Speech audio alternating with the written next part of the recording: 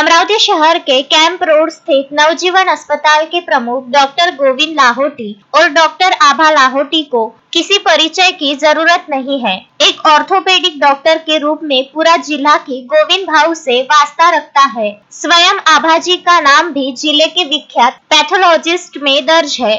आप बतौर प्राध्यापक भी अपनी सेवाएं दे रही है।